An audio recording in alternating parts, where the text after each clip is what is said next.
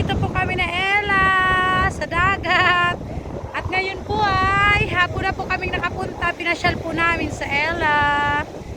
Lakas nga po ng hangin. At ito po yung dagat po dito niyan. Papansin po ninyo. Ayan po yung dagat.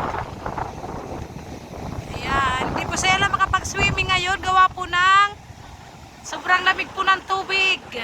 Ayan po. Oh. Ayan. Malamig po kasi, kaya po ay hindi po namin sa Ella dito nililigo ngayon. Swimming ito, malalaki yung alon. Lakas pa po ng alon.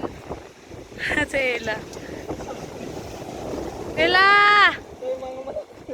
Lakas ng alon, ano? Ayan po, napakalakas ng alon. Nakakaano pong maligo.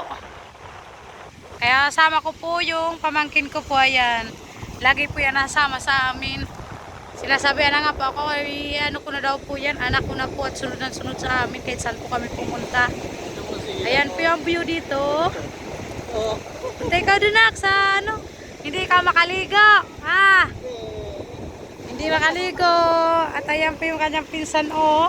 Nakatingin lang, ang lakas ng ano, alon. Malakas po ang alon dito. Ayan po, tingnan po ninyo yung kabila ng dagat. Ang lakas po talaga ng alon. Kaya po ay, ayan po, oh, yung kabila niyan. Sa tubig eh. Yung pinakambundok. At ayun po, yung may nakikita po kayo dyan, parang mga putik-putik pong yan. Yan na po yung bilihan po ng mga ulam dyan. Ayan. Ayan po si Ella, oh. Ayan. Lakad kami, sunod ka kay Tito Rex. Oh, naglalakad-lakad po kami at sa Ella po liligo po sana namin sa Ella. Ano po, malakas po yung alon. Lakas din po kasi ng hangin dito. Kaya ang ginawa na lang po namin, nandito po kami, naglalakad-lakad na lang po sa tabing dagat. At ayan po yung pinsan ni Ella. Ayan, nangunguha po sila ng mga ano po, baka may makita pong mga tawag na ito, kalimutan ko yung tawag. Oh, sunod ikaw kay Tito Rex, lakad ikaw kay Tito Rex. Ayan po, oh. Sunod-sunod lang po yan, 3 years old po yan, aking pamangkin, anak ng ate ko. Ayan. Ala, nahabol po ng tubig, ang lakas ng alon eh. Ate Ella daw, tinatawag po nung kanyang pisa, Ate Ella. Sabi ay mababasa daw.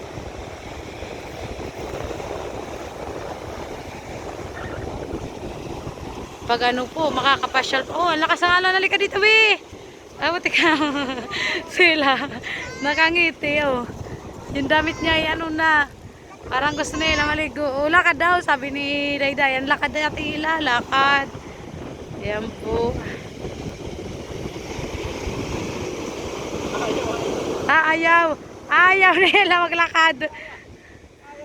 Ayaw po maglakad ni Ella. Ayan, oh.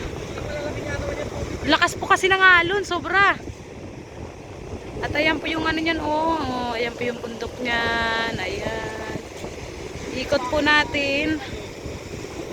Ayan. Kami-kami lang po kasi tiningnan nga po namin kung maano po yung alon. Kasi po plano nga po namin bukas sana magsuswimming kami. Ay ano po malakas po ang alon mga minsan. Baka mga linggo po. Ayan, magsuswimming po kami dito. Bye-bye na ikaw, bye-bye. Bye-bye.